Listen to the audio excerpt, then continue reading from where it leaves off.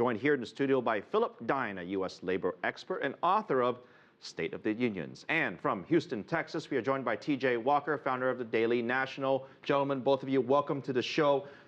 I have a question about how we allowed one American city, some would call it a great city, some call it the Motor City, but it was one of the biggest cities in the country. How did we even let it get here, Phillip? Well, obviously a big part of it is its economic history has been intertwined with that of the auto industry.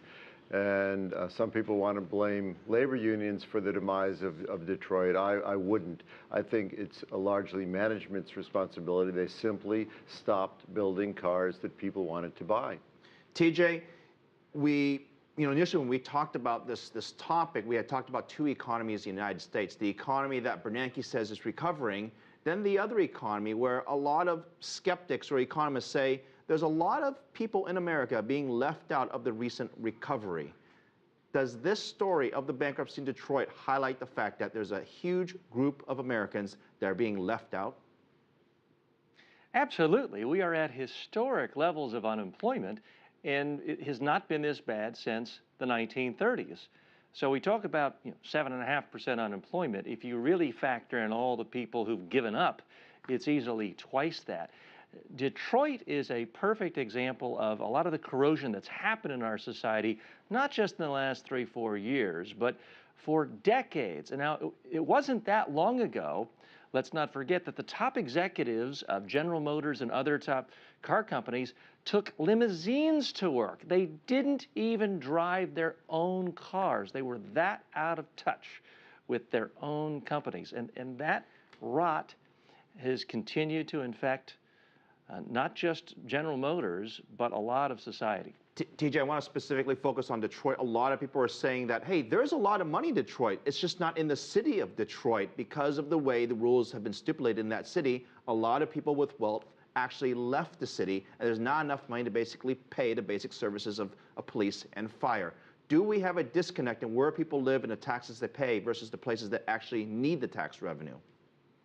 That's one of the problems of the modern technology society. You can sort of live anywhere. I mean, Mitt Romney grew up in a very, very affluent neighborhood right outside Detroit. Yes, there's a ring around Detroit of extraordinarily wealthy suburbs, and that's a real problem where people now, with modern transportation technology, you can pick and choose where you want to live based on taxes. And it's always going to be easier to leave a high-cost city, a high-tax city, unless that city has unique charms, talents, entertainment, like a New York City. They're able to retain their tax base. TJ, I'm going to bring in Phillip here. And, he brings up a very good point, is that people are free to live where they want. Companies are free to have jobs wherever they want. So is this sort of just a natural process of a city growing and shrinking, or is there something that government has failed in its sort of work to protect its citizens? I don't think it's government that's failed. And as far as the mobility of people, yes, that's true, but it's true everywhere. And you don't see a Philadelphia, San Francisco, New York City, a Denver, or a Cleveland declaring bankruptcy. What's happened in Detroit cannot, again, be separated from the auto industry. This was really a one company city. Event? Yeah. No, it was a one industry city, basically.